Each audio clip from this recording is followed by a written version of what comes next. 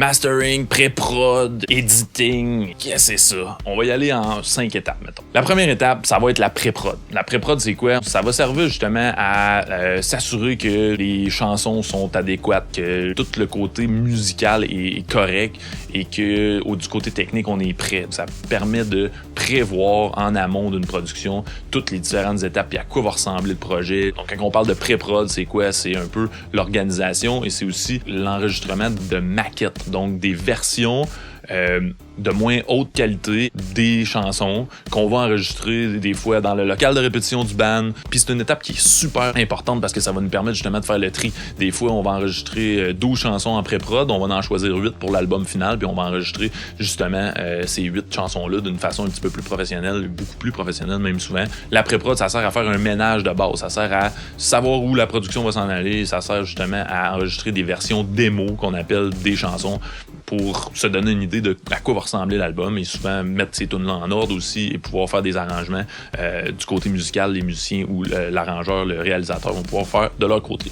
Donc, c'est la pré-production. Ensuite de ça, on va tomber en mode enregistrement ou plutôt production. Donc, l'enregistrement, ça va être vraiment la partie où on va entrer dans le studio, où on va mettre les bons micros, les bons préamps, tout le stock un petit peu plus haut de gamme pour venir capter justement la meilleure performance possible. Et c'est là que souvent, on va vraiment être plus précis au niveau de la performance du musicien. On va recommencer souvent les takes. On va coacher justement la performance du musicien pour être sûr que ça fit bien dans la chanson. On va être plus picky sur le timing. On va essayer d'avoir les drums les plus tight possibles. Donc, un coup que notre enregistrement est fait, que la prod est faite, c'est là qu'on va commencer les étapes de post-prod. La première étape de post-prod, c'est tout ce qui est editing. L'editing, en fait, c'est utiliser notre logiciel, notre DA, pour altérer, pour améliorer, pour transformer la performance au niveau numérique, donc avec les différents outils qu'on a. Les puristes essaient d'éditer le moins possible, mais les prods sont rendus à un niveau tellement précis maintenant que bon, le marché veut qu'on édite quand même au moins un minimum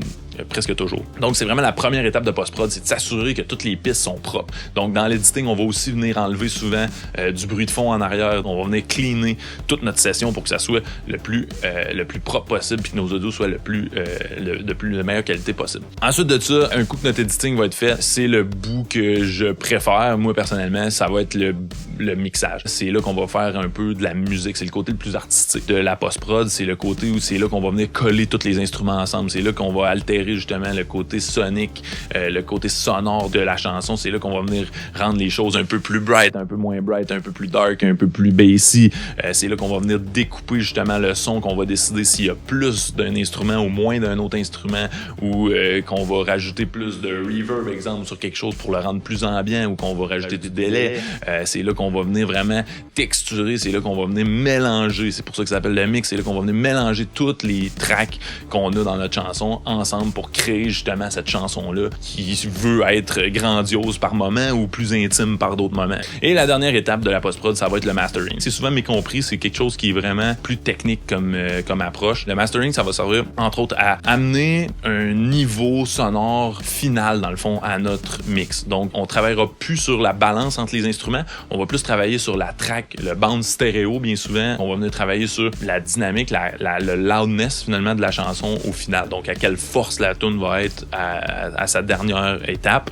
Ça va être aussi de matcher différents morceaux ensemble pour qu'ils soient cohérents sur un même album. C'est la deuxième affaire que le mastering va faire. Et la troisième affaire au mastering qui est bien importante, ça va être la gestion des métadonnées qu'on appelle. Donc, ça va être tout ce qui est les codes de droit d'auteur, entre autres, qui vont être écrits dans le fichier audio final. Tous les noms des chansons qui vont être attachés à ça et les bons formats vers les différents médiums, que ce soit un vinyle ou un CD ou le web, par exemple, c'est tous des formats finaux qui sont un petit peu différents. Donc, c'est la job du gars de mastering de finir ce bout-là, qui est un bout un petit peu plus technique, mais qui quand même va avoir un petit côté artistique, veut pas. L'espèce de texture sonore finale, c'est vraiment lui qui va donner le dernier tone d'un album. Donc, ça explique un peu les 5 étapes d'une production. J'espère que ça vous a aidé.